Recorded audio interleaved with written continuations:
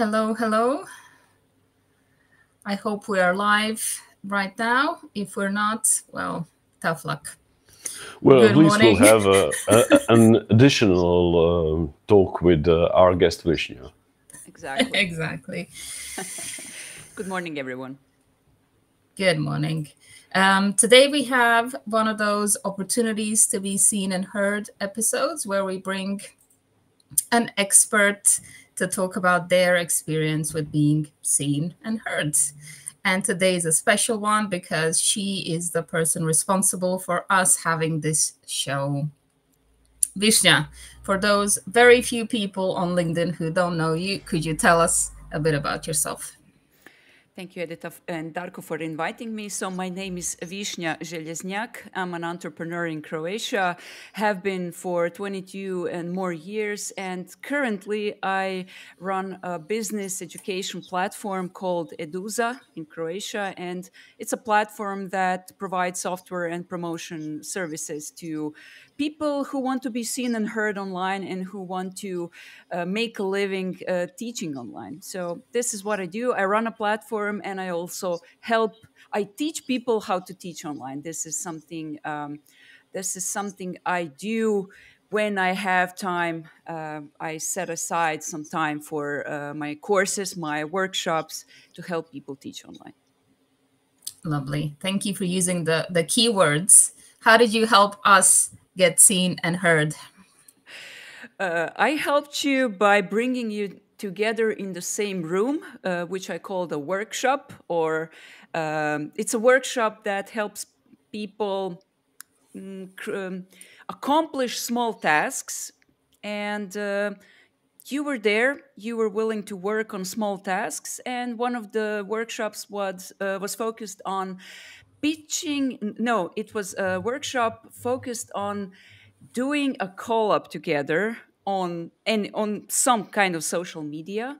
And since you were both already interested in being seen and heard, I guess you two have thought, I don't know, maybe we could do something together, and the rest is history, as they say. Thank you for that.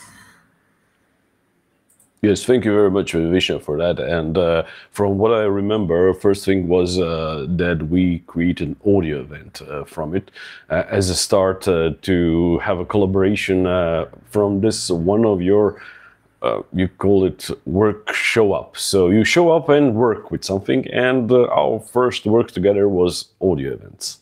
Yeah, audio events, exactly, and it was good. It was it's getting as we heard recently, audio events will no longer be a thing on LinkedIn, but it was good while it lasted, and I'm proud of you for getting together, for creating something that didn't exist before, and this is something I really like when I see people actually collaborating on content, which is not as frequent as it should be.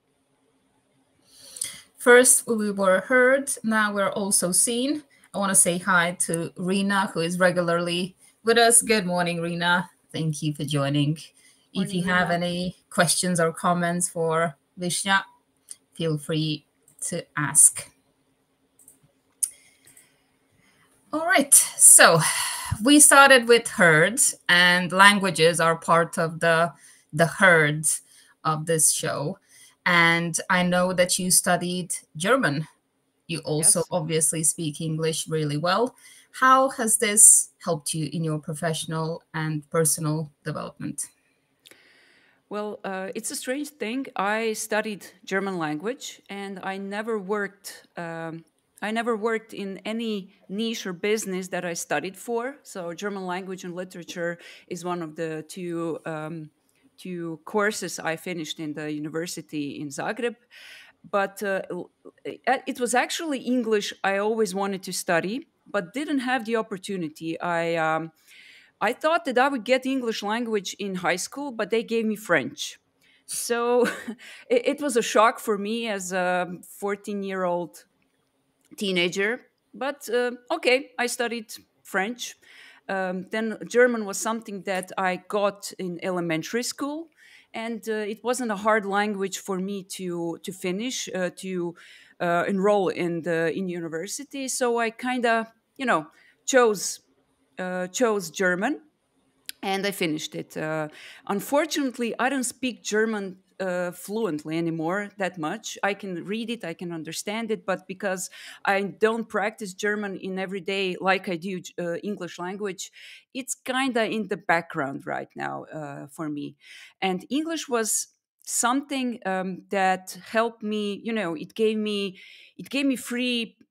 It gave me opportunity to educate myself. I am very motivated to learn anything that I see online that is helpful for my business, for what I do, for my personal interests. So everything's in English. YouTube is in English. Books are in English. Podcasts are now in English, of course. Now we have a wider range of content that we can enjoy today. But without English knowledge, I wouldn't be able to learn as much. Um, I started I started upgrading myself in the language some 15 years ago when I decided to start a blog, my personal blog in English. It's still live today, but I haven't written anything for years. But I remember sitting to write that first blog post in English language just to get myself upgraded in language skills. And I remember it took me an entire afternoon to finish some 800 words of a blog post. The first one is tough. The second one was easier. Everything else after that was so much easier, and it really helped me, to learn new vocabulary, to open myself up for events like this. I wouldn't be able to speak English as well without writing English, without reading as much, and I would say it really gives me confidence to be in any kind of situation where international business relations are presented to myself. So would you say that practice pushed you further? Absolutely. Without practice, if I had more opportunities to be on podcasts, of course, I would. My English would be more fluent, but yes, without practice, without written English, it will be much harder. Use it or lose it, eh? Exactly. I love how you mentioned that you had to sit down for such a long time in your discomfort with the language in order to get somewhere. Yes, it was very hard because it wasn't easy to string words in sentences together. When you speak, when you read, when you watch a movie with captions, it's so much easier. But when you have to express your thoughts in a language that is not native to you, it's a completely different story, and it's very hard for the first time. Would you say that besides the access to information that you mentioned and the building of confidence to connect with the world like you're doing right now, would you say that there are any other benefits to learning languages?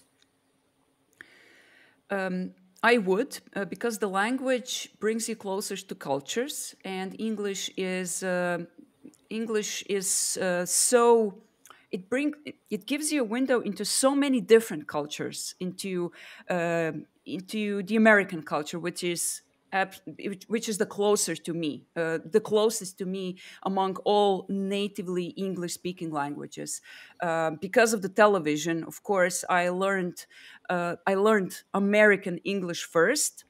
Then I got interested into UK culture and all the various beautiful little things that are embedded into UK culture, and also it provided me with interest in other people, in other business affairs, in political affairs. So, and anytime I get interested in any kind of language, and I install Duolingo just to practice some kind of language. ranging from Swedish to, I don't know, to Icelandic to, I don't know, when there's a political situation in the world, which I'm very interested in, then I get to learn languages of those countries that are in the news. And I see that it brings me closer to other people. And of course, it kind of, it makes me, I would say it makes me a better person, more compassionate, more sympathetic to other people's causes. And I don't feel I like I'm separated from the world as much when I'm only, listening to my native language, which is very limited. It's a small country, it's a small language. So it expands your world in a way. Exactly. That's lovely. This is a nice moment to say hi to Kalaivani, who is joining us from India, and Nella, who woke up early to be with us, which we really appreciate. Thank you, Nella, so much. Hi, Nella. Hey, let me try the effects that Darko is. Nice. Yes. Okay. I didn't even realize this works. What is this? Oh god. This is your Mac. I hate it. I love it.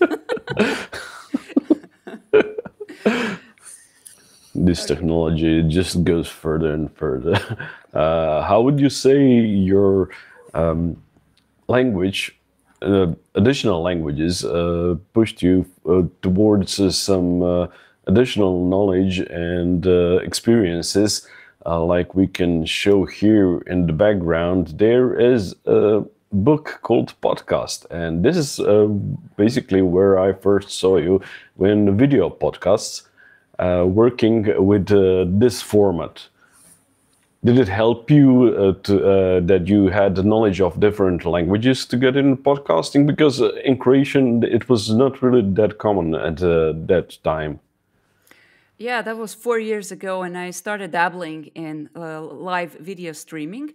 This thing there is actually a leaflet, so it's an ad for my own show that I live stream. Did the languages help with podcasting? Yes, because if I didn't speak English, I wouldn't be listening to podcasts, which is my favorite way to take in new information at the moment. I don't read as much anymore as much as I listen to podcasts and audiobooks. So when I was listening to my favorite podcasters, who are mostly Americans, I thought to myself, maybe I could do something like this. And when when the pandemic hit, podcasts became a thing, a big thing, because we all remember the situation. And at the moment, I heard. It was, I think, the first time I was exposed to the idea of live video streaming and video podcasting, which wasn't a thing at all at the moment.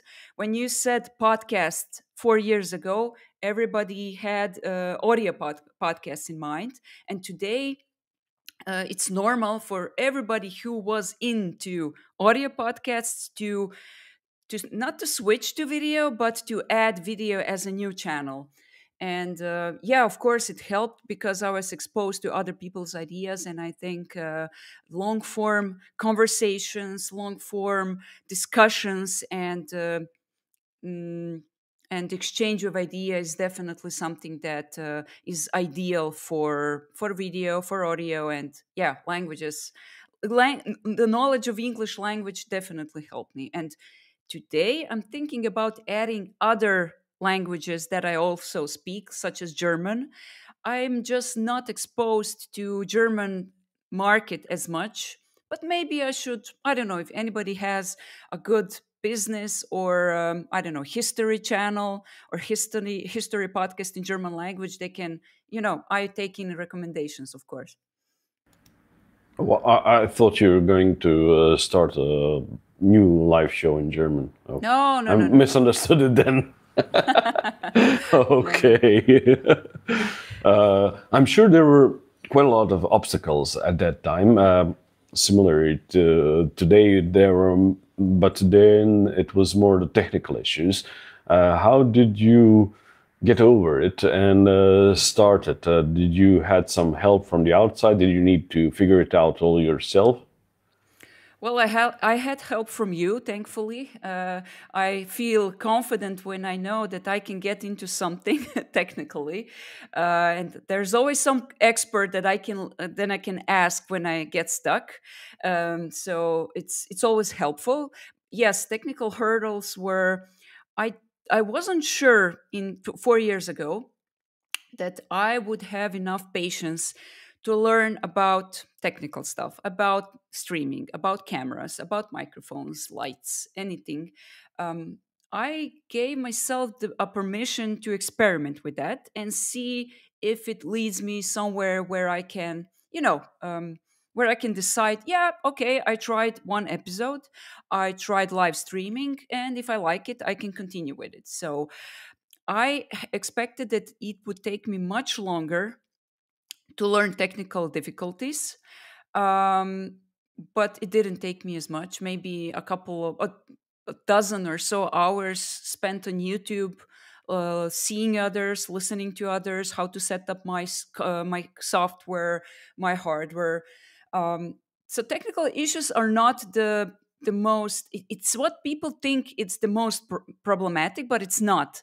It's consistency, and it's being patient with yourself to get results from any kind of new content or any kind of new format. So I gave excuse me, I gave myself permission to stick with it and to enjoy myself. So if I didn't put any expectations uh, to what's going to happen from my podcast. I didn't tell myself, oh, you have to have a certain kind of success in 6 months or in 1 year. No, if I did that, it would definitely lead to disappointment because everything takes longer.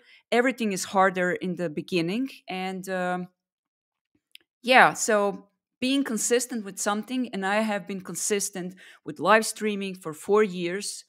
This is the hardest part, and it's now coming to bear fruit finally. So consistency is quite important in it, as I would suspect also in languages.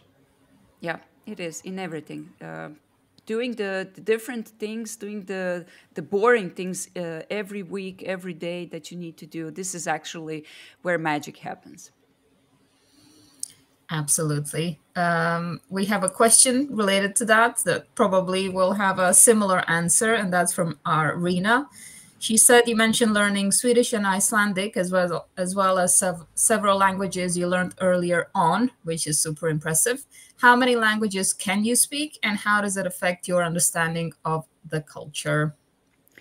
Okay, so officially, I can say that I speak 3 languages.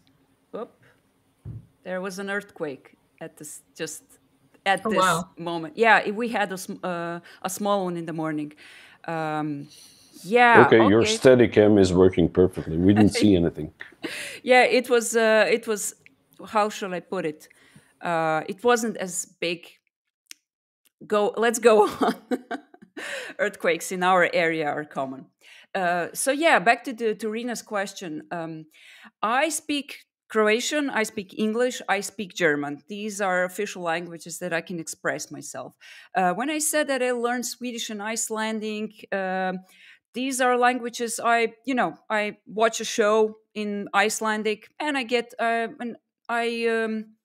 take an interest in the culture. So I learn a couple of words. I learn maybe to say a few sentences to understand maybe something.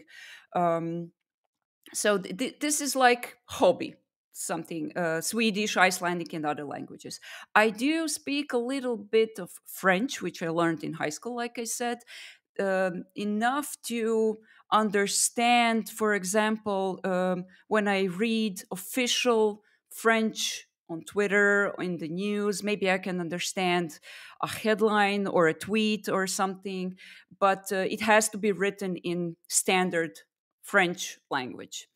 I do understand and speak a bit of Slovenian, which is not mutually intelligible with Croatian, like Serbian is, like Bosnian is, like Montenegrin is. So it's Rina, when you ask somebody in Southeast Europe how many languages we speak, we can say, oh, at least 5, because there are so many mutually intelligible languages.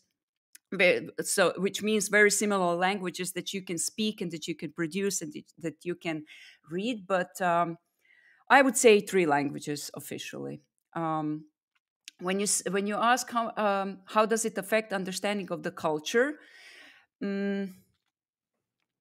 I would say it creates enough interest for me to be interested in other people's cultures, enough that I'm not indifferent to them. So I do very much care about what happens in Austria, what happens in Germany, what happens in Switzerland, all the countries where German is spoken, and because other people speak English like I do, which are not native speakers. Currently, I also care what happens in, I don't know, in Georgia, the country, in Ukraine. They all speak English, and I feel a connection to other nations that also speak English as a second language as I do. As a global language, which is how we teach it these days.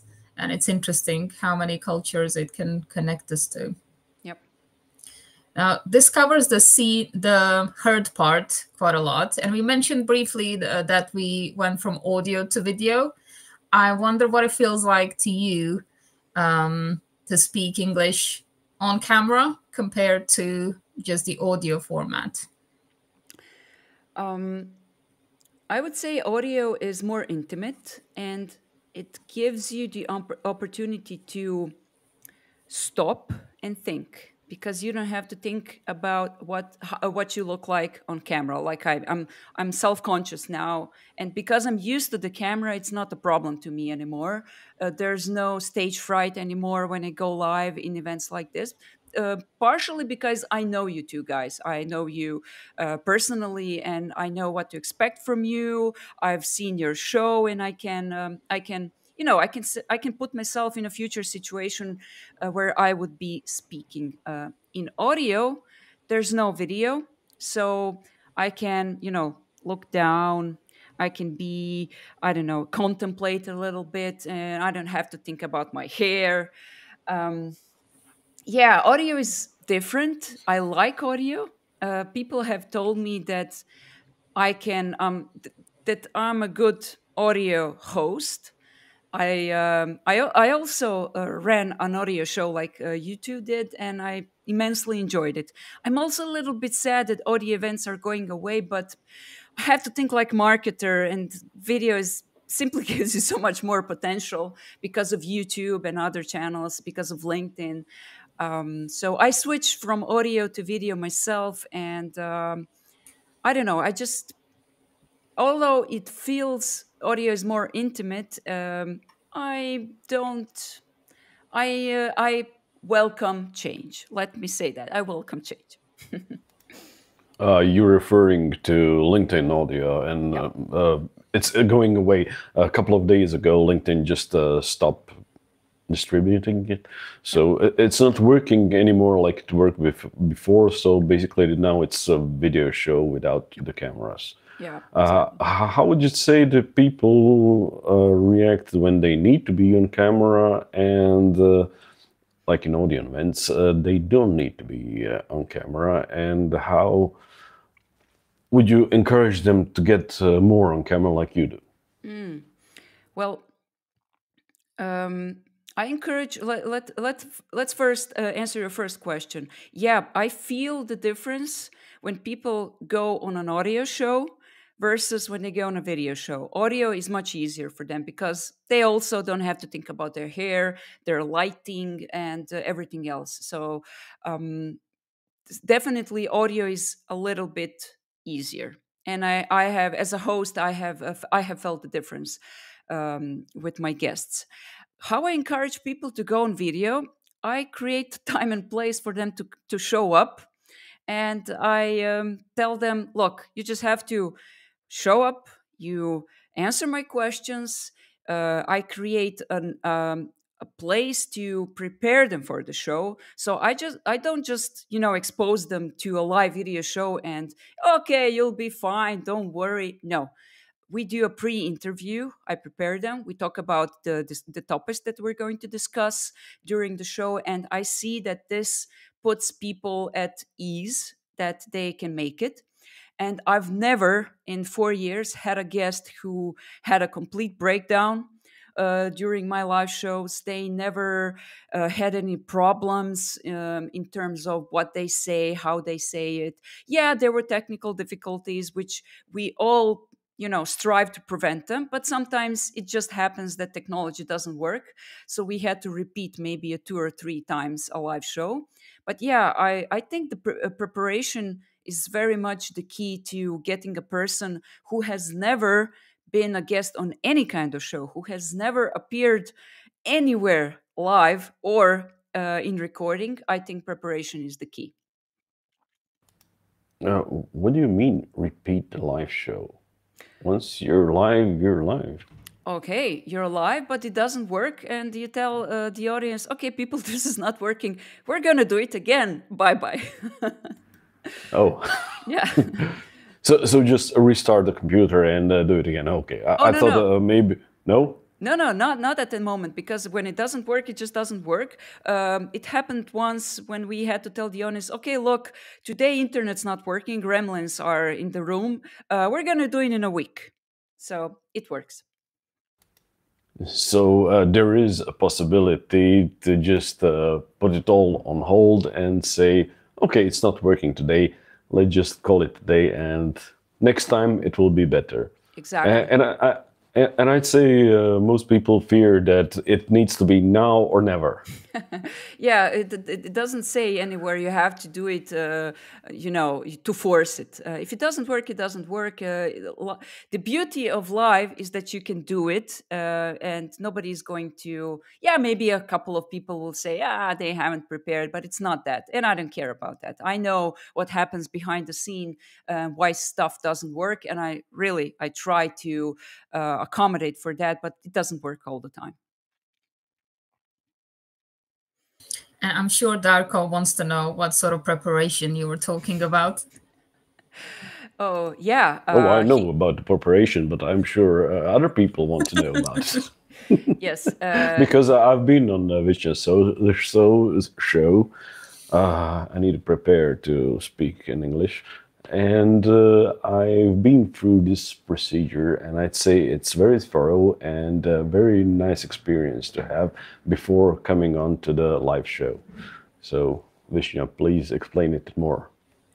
Definitely. So when we book a show with one of our guests, there's always 2 things to book: the show itself, the actual live stream, and the pre-interview. The pre-interview is a normal Zoom meeting that people have to book in my calendar, and I always I have written instructions what the concept of my shows are, so they can better prepare. So, for example, if I say that that one of my podcasts is about speaking about the problems companies have that can be solved with new knowledge, new skills. So this is a concept where I tell my guests, look, we're going to talk about the problems they don't know they have, and I want you to speak about it, to make people aware, so they can so they can buy your expertise at some point in the future.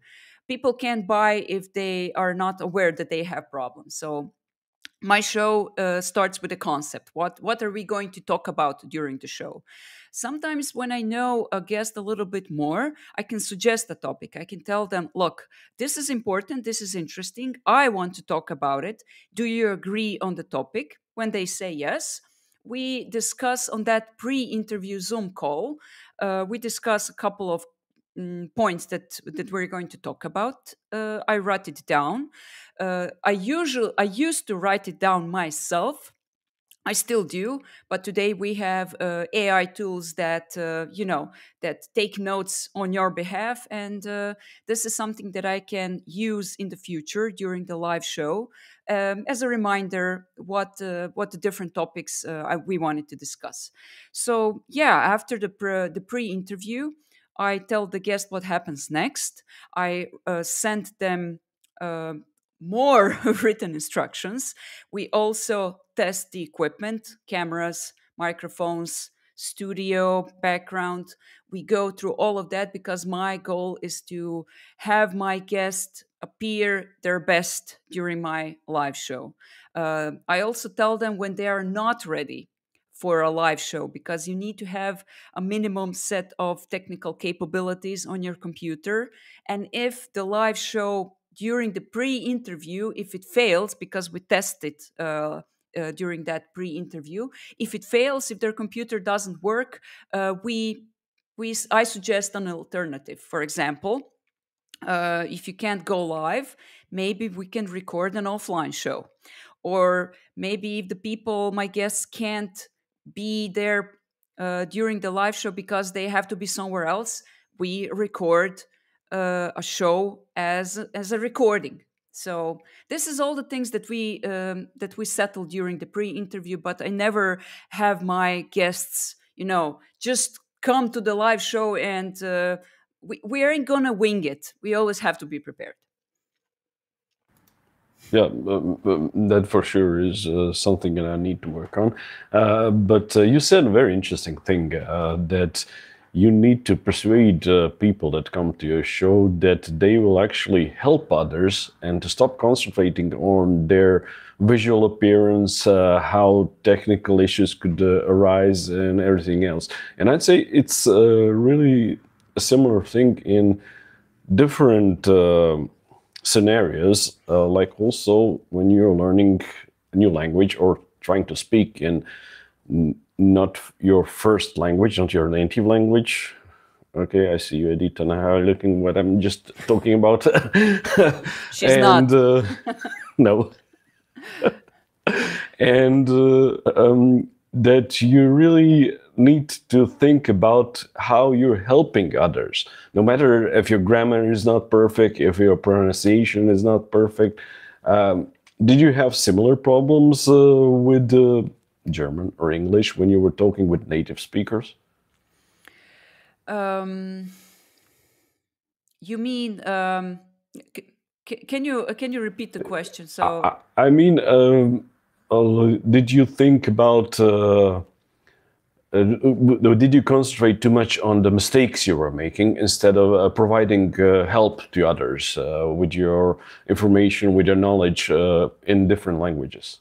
Yeah, it is a problem. So when I speak in English, I was never on a podcast in German language. So that would be too big of a hurdle at the moment for me. But in English, yeah, I have to think about what I say, how I say it.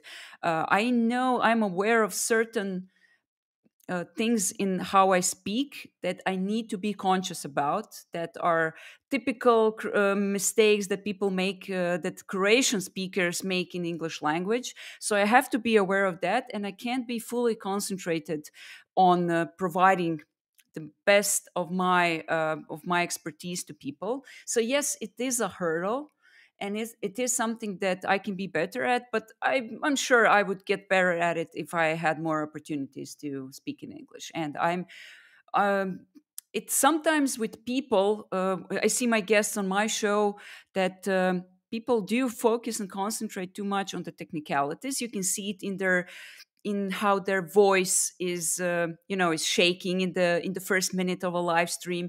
They're talking about technical difficulties. They're thinking about how they appear on camera, can concentrate on presenting themselves in the best light, but it always passes in a couple of minutes, and then they can concentrate on their content. And at this moment, I'm also concentrating on how I can best transfer my knowledge and my experience to people listening and hearing us. So it's not about the accent and the other technicalities, as you said, in a way, other appearance kind of issues in the end. Yeah. We talked about preparation. The reason that I mention it, because we prepare less, and people come in knowing less of what to expect, Okay. which is a different approach. And this is how I started with Darko as well. Our first episode was a bit all over the place. But I feel that I learned a lot from that. Technical issues were the problem, Yes. not the preparation. Okay.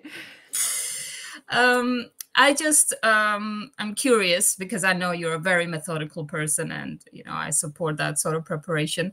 I'm curious as to how you feel with this kind of more spontaneous approach. Does it feel any different? And what did you learn from it? Does it scare you? Oh, it doesn't scare me because I already have enough experience with podcasting as a host, as a guest. It makes me curious. It makes me practice spontaneity. I also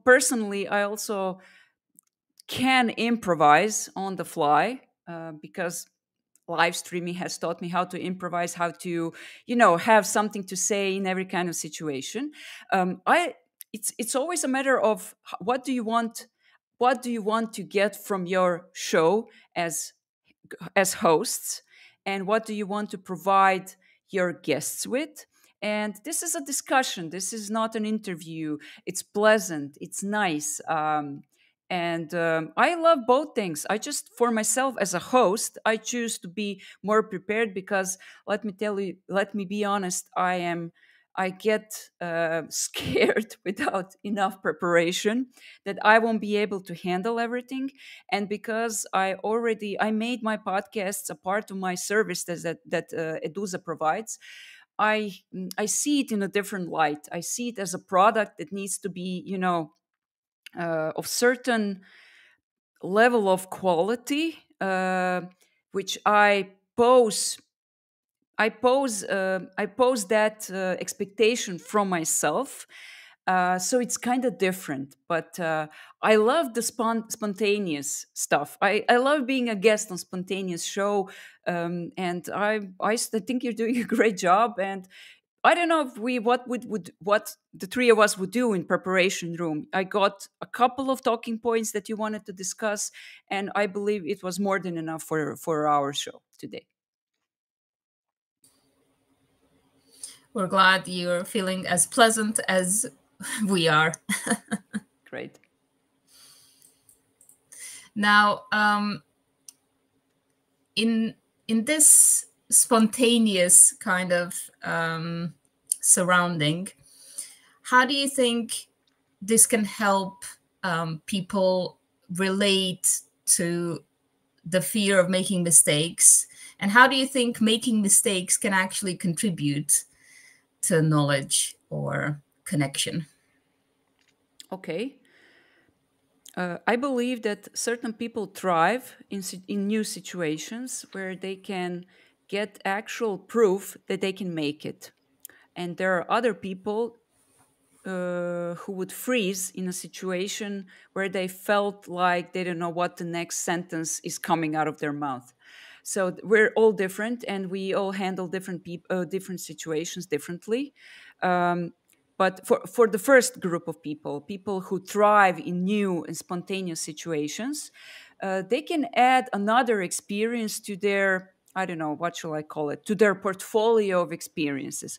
For example, I had a guest on one of my shows in the past who told me, look, I go on TV all the time, live, national exposure.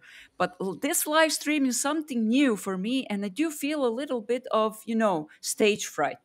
And it's completely normal that you feel something different when you go into a different situation. But after the show, this person knows, okay, I did this now. I know that I can do another live stream, no problem. It's just another, I don't know, notch in my belt. So people with more experience are maybe more can make more can get more value out of new experiences such as this, even if they make a mistake, even if they, I don't know, sometimes I mispronounce people's names. I call people, I misbrand people when as a host. It happened once or twice that I misbranded somebody, and it was so embarrassing. Oh my god! I presented people when I was announcing them. I uh, I I presented them as being a part of another company. So that was embarrassing. But I saw how people reacted when I did this. And they said, look, it's not a problem. Don't worry. This other company is also good. We like them. So we can, we can learn from our mistakes. We can learn to laugh. We can learn to not to get, not to take ourselves as seriously as we think we should. And I don't know, maybe more people should be exposed to new situations, because then they would see, then maybe they can host their own shows, their own live streams, their own podcasts.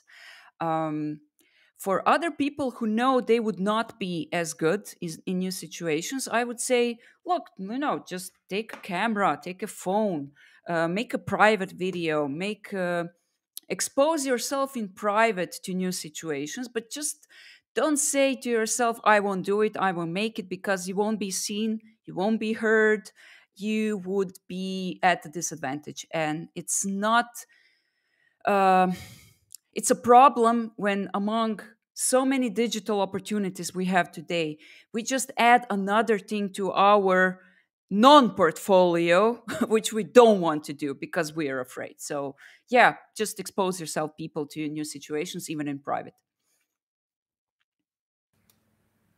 Yeah, and I see a similar thing with your online platform for educators, where you try to encourage new or newer educators who are not that much in an online space to start educating directly, and you really help them very much with that. They have told me as much, and I know that I do. Some people have told me, look, I've been following you for years now. Because your platform exists, it gave me, it gave them how shall I put it, a confidence that there's some kind of safety net for support around them, that they are not going to, when they step into the unknown, that they're not going to be alone. And yes, that this is when you make yourself more visible, other people have a feeling that they're not alone, and this is value in it, on its own. This is really, I enjoy this role of mine, that I can encourage, that I can empower other people. And this is actually why why I come to work every morning, to to see other people thrive. And I'm very, very proud of people like you too, who have come together, who have created something new, and not just live shows, not just podcasts, but also new forms of educational, let's call it, products. Yeah, and thank you for that once again. And would you say that educators have additional role, not only to educate about new things to their students, but also to additionally encourage them to explore more?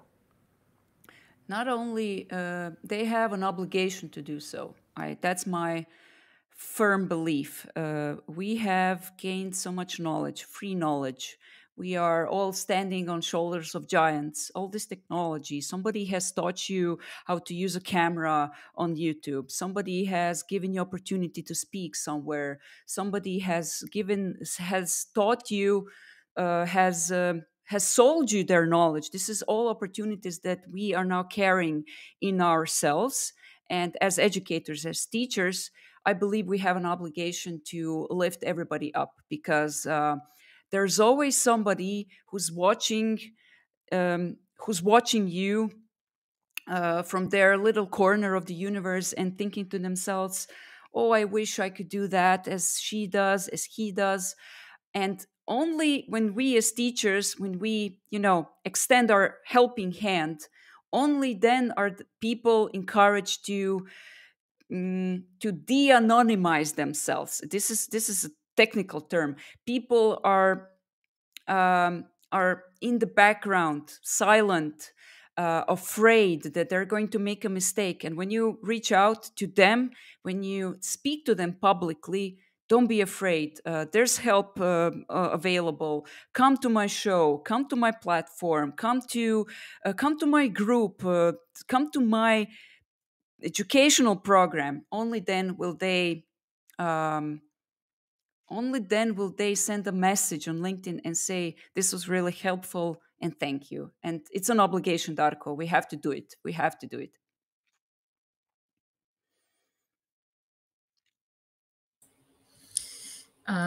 We have to do it, and you do it really well. And I think that from what you've just said, we can conclude why, because there's passion in there, and it's aligned with your values and with what you think is important for this world. Now, some of these people in the chat from all over the world that are connecting with us might not know what exactly you have to offer. So tell us about your programs.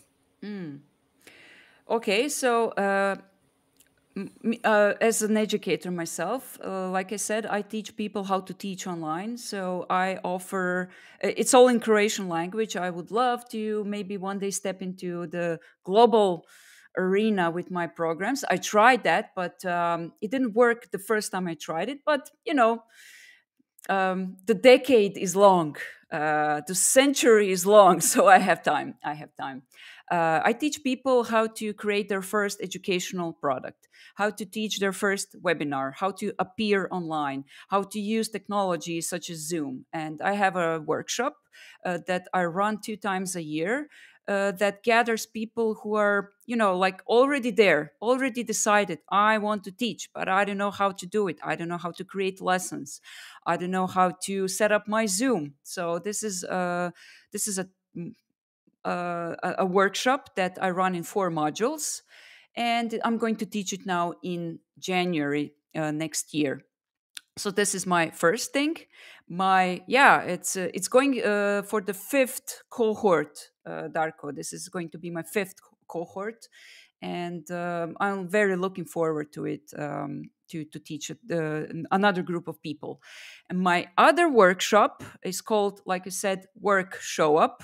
It's a portmanteau between workshop and show up.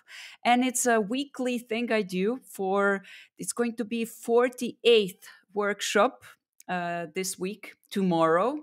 And I still don't know what the theme is going to be, what the topic is going to be. This is my biggest challenge, to think enough. I can't believe you're so spontaneous. Okay, I would love, Darko, to have 4 topics in advance so I can be at ease with myself. Because today, Thursday is the day when I prepare the announcement for the tomorrow's workshop, what we're going to do, teaching materials, and everything else. So this is coming.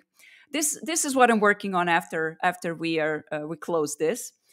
So this is a workshop that I have. It's an interesting thing.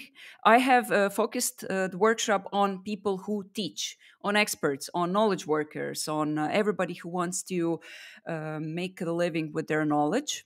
And what this workshop has created is a spin-off workshop that I have focused on artificial intelligence, mostly how to use all the tools like ChatGPT in our work. So this is interesting because AI is something I use every day. It's almost displaced Googling for me, and I like it. And I want to teach everybody else in the knowledge work.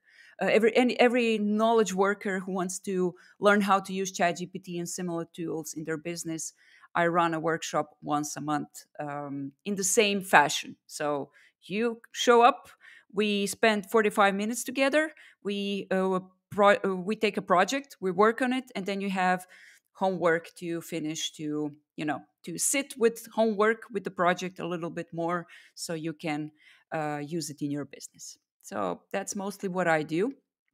And as Eduza, as a platform, like I said, we provide software for presenting your educational programs online, so somebody can, read it, book it online, so they can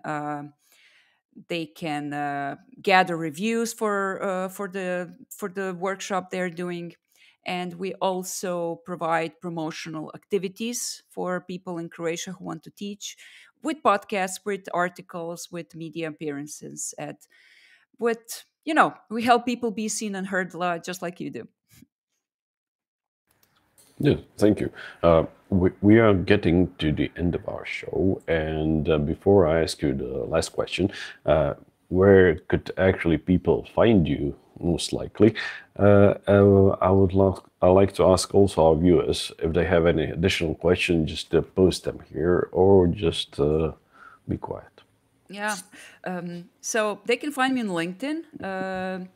If you search on LinkedIn for my name, Visnja, and you type in Eduza, that's show here, down in the lower left corner. You can find me on eduza.hr. This is our website, and of course, if you look for that for our brand on LinkedIn, then you can come to me, because my name and my last name is so hard to spell, is so hard to remember. I just mostly say eduza.hr, and you're going to find me. For international speakers, yeah, and for domestic speakers in Croatia and neighboring country, you just find me on LinkedIn under my name, Višnja Železnjak. Yes, and just to explain for the international public here, HR.hr is not human resources, it's Croatia. Yeah. Are there any plans for Eduza to go international in other languages? Yes, this is our grand goal. Yeah, it is, of course, because we already we do see interest from the neighboring countries for Eduza. We already cooperate with people from Serbia, from Bosnia and Herzegovina. This is the immediate surroundings, our immediate surroundings, because of the language. We are naturally gravitate towards each other. So Croatian educators, they travel to Serbia, to Bosnia, to Slovenia. It's normal. Some of our educators regularly do in-house trainings in Macedonia, and I believe that there's a lot of potential in the neighborhood. Of course, because I think that European continent is how should I put it?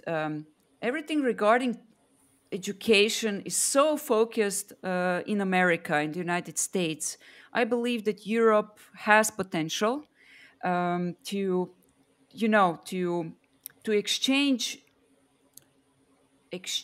expertise between our countries, in different countries. For that, we would have to upgrade Eduza to speak, of course, English, so everybody can understand. And every country in Europe on its own does present a huge challenge, because you cannot enter European markets speaking English. You have to enter it by speaking their language, and this is something that will definitely influence the way we are going to enter those markets one day. But first we have to get our foothold in Croatia and become stable company here, so we know how to expand to other countries. So step by step. That are great news. Yeah, it's lovely to hear. But people now can approach you via messages in English, German, French, Icelandic, Swedish. Yes, I have Claude AI for that to translate if I don't immediately understand what they're saying. All right, so don't be afraid, those of you who are listening. You can talk to Višnja in any language that you wish. Definitely. Darko, would you like to ask the final question? That was my final question. Can we expect Eduza in English? My sub-question will be in German. Could we expect it also? Okay. As in European Union and Europe, German is quite presented, but quite a big population. Yes, exactly. And of So, course, are there plans also with this, or Well, is it only English? if we expand, we would have to expand country by country. This is how you do it in Europe. So if we expand to, I don't know, German, you can, cover the entire DACH region, German, Austria, and Switzerland. But not all those countries, they all have idiosyncrasies, individual idiosyncrasies, which means you have to approach every country as its own market. So yeah, it's a huge chunk of population, but I'm still not sure how to do it. So we're going to probably, Darko, have to find regional partners who know how to do it, who know how to approach their markets, and this is probably the way to cover more ground in Europe. Yes, but I agree with you regarding the most of the online platform for education that are US-centric, and education there are mostly US-centric. That is not that applicable for Europe, perhaps in some things. So this is a great and welcome addition to the online education platform market. Let's see how it goes. We look forward to you being seen and heard by many, many more people. Thank you. We'll be Thank you for rooting. the opportunity.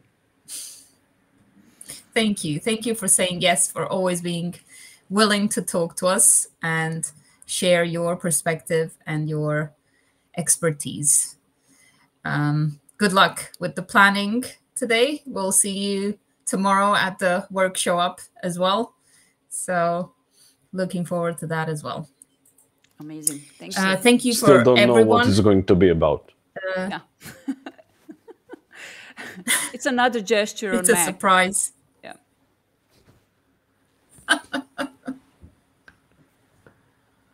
This one doesn't work. I'm here in my... Yeah. Nothing here on my Lenovo, so... Yeah, we're going to practice Lenovo gestures. Maybe there's some software that does it. Maybe. To everyone in the chat, thank you for coming today. It was lovely to hear from you as well. If you have any questions or comments, speak to Višnja directly, or you can chat with us under the event page as well. We'll keep an eye for a bit longer. Great. Thank you very much, everybody. And thanks everyone who watched and listened. Hope to see you in my DMs. Yes, thank you all, and goodbye for today. Have a great day. Bye-bye. Bye. Bye.